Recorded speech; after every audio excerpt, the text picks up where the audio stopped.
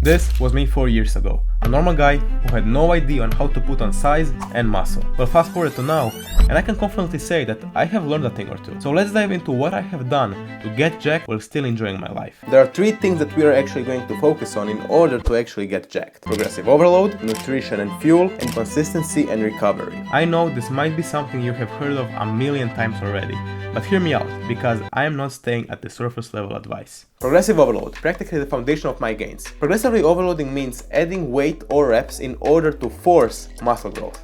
The key misconception with progressive overload though is a lot of people think that progressively overloading means decreasing rest times, increasing sets, or adding some kind of drop set or superset.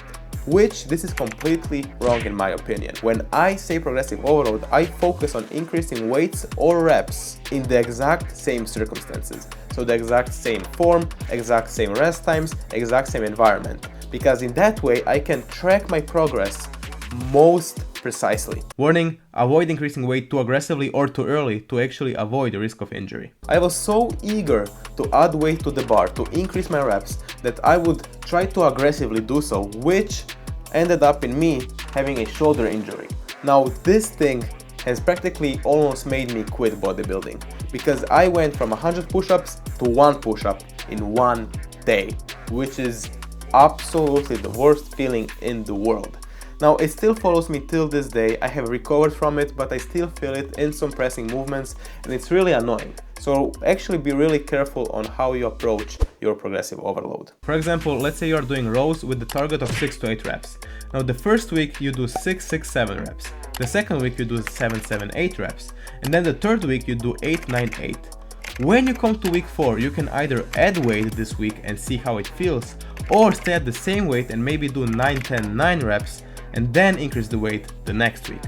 Just don't overestimate yourself. The second thing is going to be nutrition and fueling for mass. When training for mass, we have to be in a caloric surplus, 150 to 300 calories above our maintenance. And then based off of that, we want to react on what the scale shows us. Caloric surplus is going to allow us to get the energy and power we need in order to progressively overload over the weeks, which essentially resonates to getting bigger, aka more jacked. When following a surplus diet, or like bodybuilders will say, a bulk, we want to focus on getting enough protein. But it's not as important as getting enough carbs. You see, when you are bulking, carbs are actually protein sparing. We are already eating enough carbs, so our body is going to use that for energy while using all the protein to build muscle.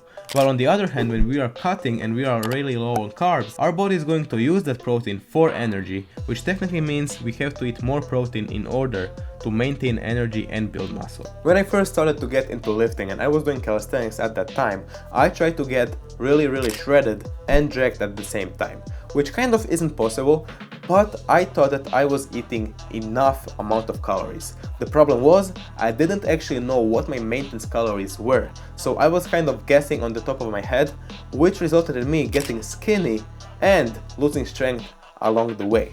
Now, I didn't react to what the scale was saying. When I was losing weight, I thought, that's just water weight. But in reality, I was losing real muscle. I was eating so below my calorie maintenance that now looking back, I was just a really big idiot. And trust me, going back from that took me a really long time. The third and last thing that we're going to be focusing on is going to be recovery and consistency. A lot of you guys don't want to hear it, but you already know it. Consistency and recovery are going to be our main 2 ingredients in order to get jacked. Focusing on sleeping 7 to 9 hours, doing some mobility work, eating well, maybe going to the sauna or taking a cold shower, these are all going to be crucial for building a massive physique. The hardest skill that took me over 4 years to learn is going to be adjusting, listening to your body and then reacting. For example, if you're supposed to hit a workout but you are too sore and fatigued to do so, just take a full or active rest day.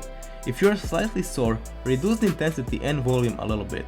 Maybe instead of hitting 4 sets to failure on leg press, go for 3 sets of 60 to 70%, focusing on form and mind muscle connection.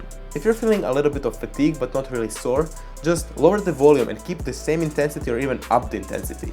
Instead of doing 4 sets of leg press, do 2 sets and go to failure.